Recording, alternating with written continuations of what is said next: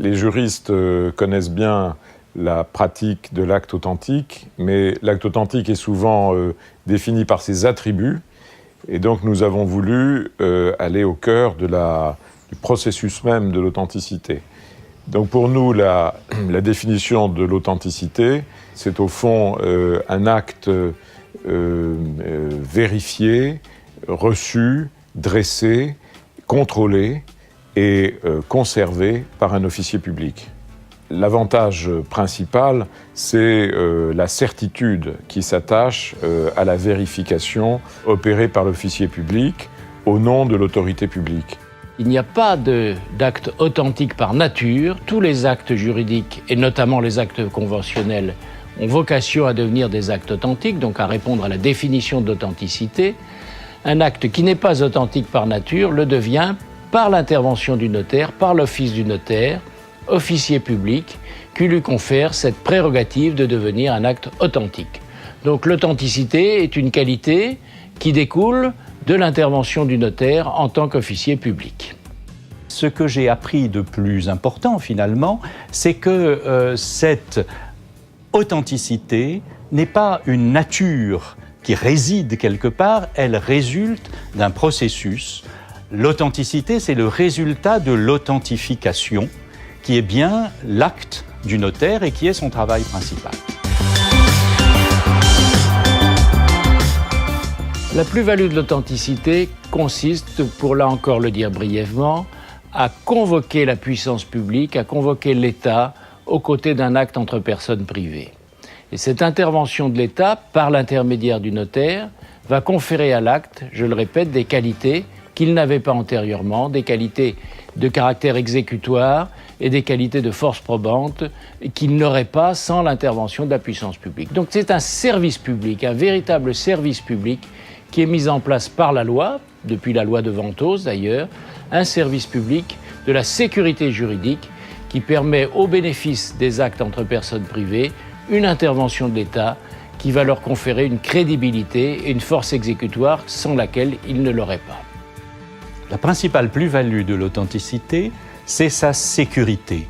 Un acte authentique offre toute une série de garanties spécifiques, sa force exécutoire, sa conservation par le notaire, la certitude de sa date, de sa conformité à la loi, et j'ajouterais qu'il y a aussi une forme de plus-value financière, parce qu'on pourrait dire, comparé aux systèmes anglo-saxons d'assurance, que l'acte authentique, garanti par la puissance publique, offre un rapport, si j'ose dire, de sécurité-prix qui est extraordinairement favorable.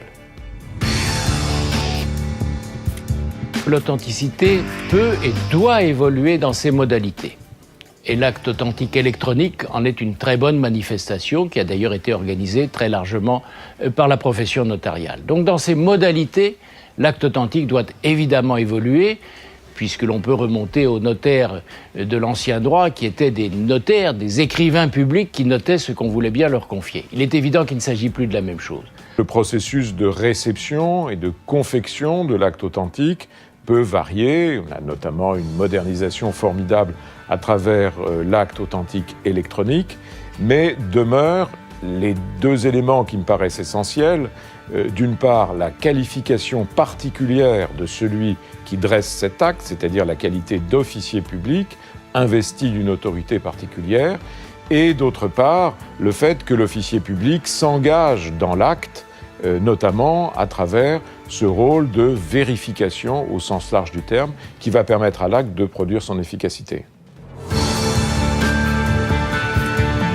Je pense que pour le rendre intelligible, il faut partir du besoin auquel répond l'acte authentique. Ce besoin, c'est le besoin de sécurité, et notamment de sécurité juridique. Que veut dire sécurité juridique ? Au fond, ça veut dire deux choses. Premièrement, être sûr de la situation à partir de laquelle je bâtis mon action. Par exemple, dans le domaine de l'état civil, être certain que telles personnes qui se disent mariées sont effectivement mariées.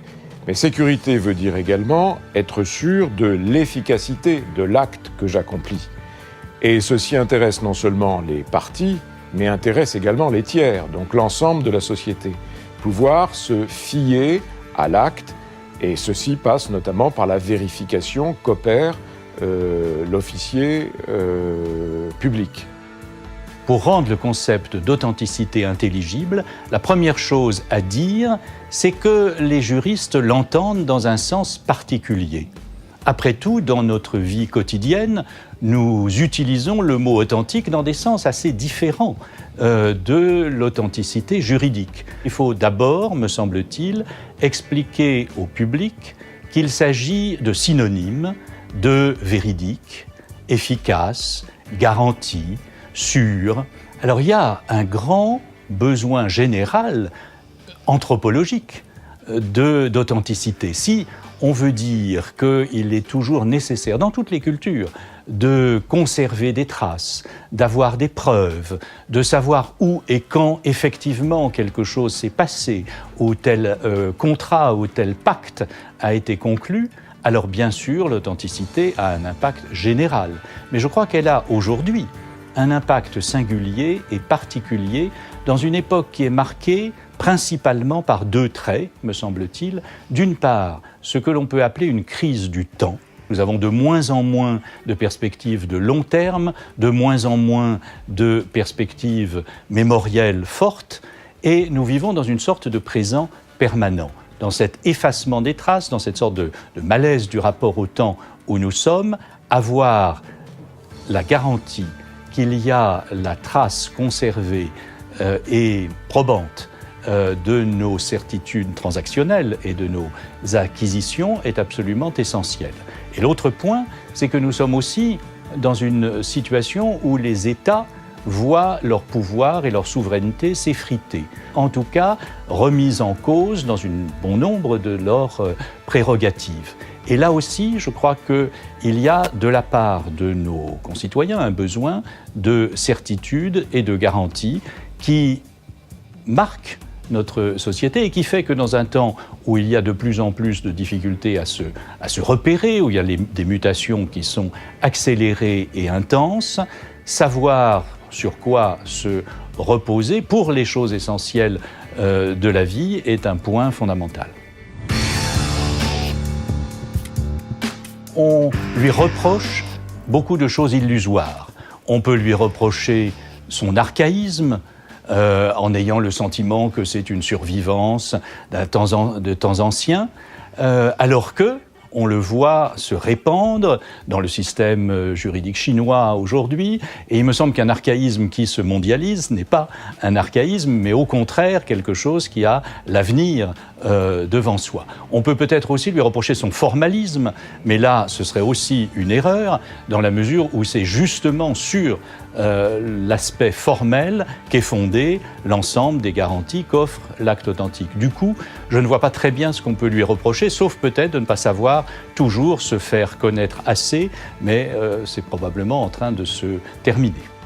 Les différents membres de la commission étaient arrivés avec des idées assez différentes, quelquefois réservées sur l'authenticité, et qu'au terme de nos travaux, je pense qu'il y a une unanimité pour considérer que l'authenticité est un trésor du système juridique, non pas seulement français, mais du système juridique de droit continental.